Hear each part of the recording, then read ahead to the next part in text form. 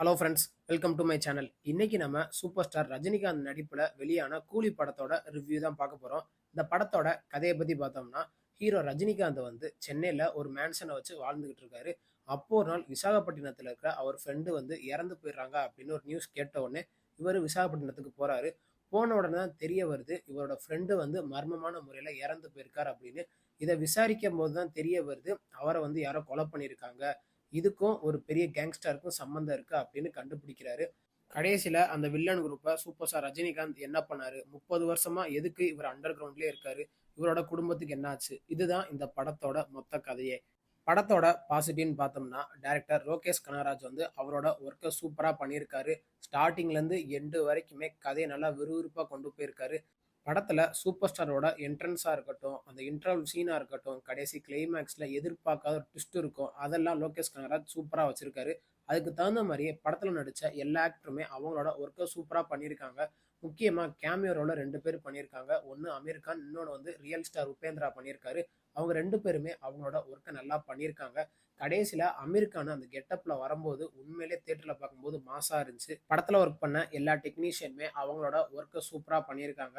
முக்கியமா சினிமாட்டோகிராஃபர் வந்து அந்த ஃபைட் சீன்லாம் சூப்பரா காமிச்சிருக்காரு. அதே மாதிரி அந்த ஏஐல ரஜினிகாந்தோட யங் கேரக்டரை காட்டியிருப்பாங்க. அதையும் சினிமாட்டோகிராஃபர் சூப்பரா காமிச்சிருக்காரு. படத்துல மியூசிக்னு பார்த்தோம்னா ராக் ஸ்டார் அனிருத் போட்டிருக்காரு. அவரும் வந்து அவரோட ஒர்க்கை சூப்பரா பண்ணியிருக்காரு. பேக்ரவுண்ட் ஸ்கோரா இருக்கட்டும், சாங்கா இருக்கட்டும், அது எல்லாமே வேற லெவல்ல இருந்துச்சு.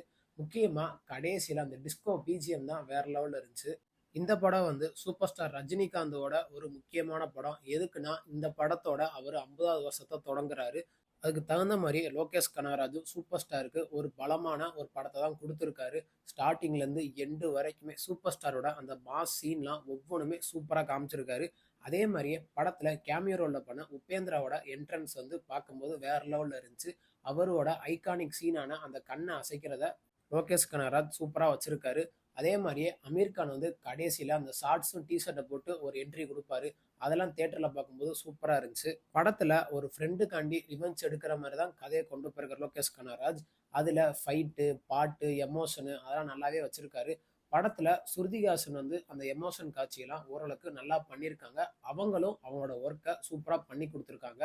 அது போக வில்லனா நடிச்ச கிங் நாகார்ஜுனா பத்தி நம்ம சொல்லியே ஆகணும். எதுக்குன்னா அவரோட இன்ட்ரோவா இருக்கட்டும், அந்த அசுரத்தனமான வில்லத்தனமா இருக்கட்டும், அதெல்லாம் ஸ்க்ரீன்ல பார்க்கும்போது சூப்பரா இருந்துச்சு. அதே மாதிரியே அவர் கூட நடிச்ச சோபியை வந்து அவரோட ஒர்க்கை சூப்பரா பண்ணியிருக்காரு. அவரு வந்து ஒரு முக்கியமான ரோல் பண்ணியிருக்காரு. அது சூப்பர் ஸ்டாருக்கு ஒரு ட்விஸ்ட் அடிக்கிற மாதிரி ஒரு ரோல் பண்ணியிருக்காரு. அதெல்லாம் டைரக்டர் லோகேஷ் கனகராஜ் சூப்பரா நமக்கு காட்டியிருக்காரு.